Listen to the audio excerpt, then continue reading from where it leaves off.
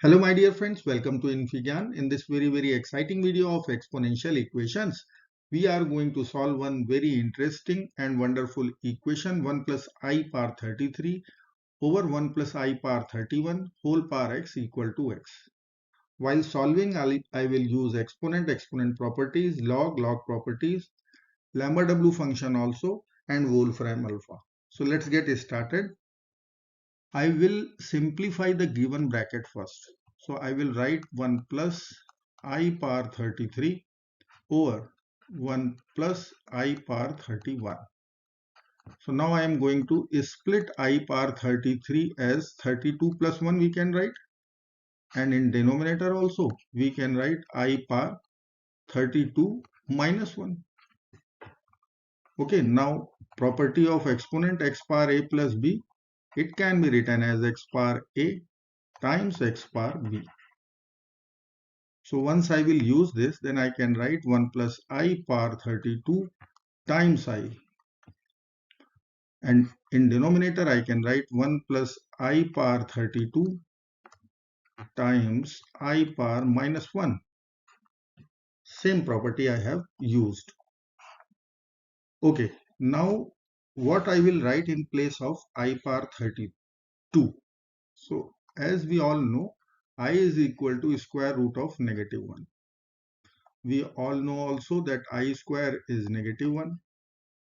If I will take whole square both sides, so I can write the value of I power 4 minus 1 power 2, that is 1. So in place of 32, what we can write here, 1 plus I power 4 whole power 8 times I over 1 plus I power 4 whole power 8 times I power minus 1. This is how we can write. Now I power 4 is 1. 4 times 8 is 32, using the property of exponent, which is a power b whole power c. It can be written as a power bc. So ultimately I can write it is 1 plus I divided by 1 plus I power minus 1. Now let's calculate I power minus 1 separately. So if I will calculate I power minus 1, so I will write 1 over I. If I will multiply numerator denominator with I, so I can write I over I square, no problem at all. Now I square is negative 1, so it will become I over minus 1, that means minus I. So here I am going to put minus I. 1 plus I over 1 minus I. Now it is well known, rational complex number. So I will simplify this one also. It is very common. I will begin with rationalization. So what we'll do, we'll take the conjugate multiplication in the numerator denominator. So 1 minus I, its conjugate is 1 plus I. 1 plus I. Okay, now numerator is 1 plus I whole square and denominator is 1 minus I square. A plus B times A minus B. So A square minus B square. Now I will expand A plus B whole square. A square plus B square plus twice AB divided by 2. 1 minus of minus 1, so 2. I square and 1 we will cancel. As we can see, I square is negative 1. So it is coming out I. So it looks like, means this equation which was actually looking very typical, it is converted into the easy one. I power x is equal to x. Let's solve this equation. So I will write I power x equal to x. Let's get started by considering ln both sides. So I will write ln I power x is equal to ln x.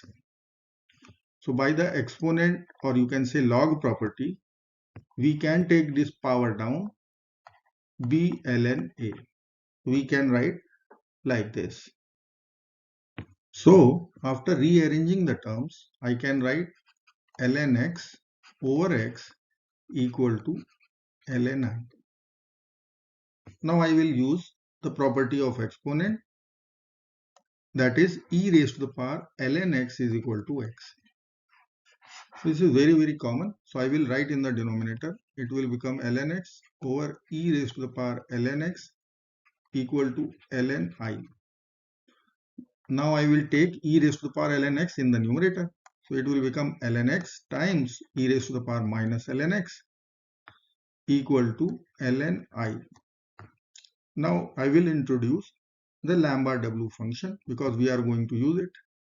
That property of Lambert W function states that x times product log form e raised to the power x, and if we are taking Lambert function, then we will be having function x, which is written in the exponent as well as multiplier.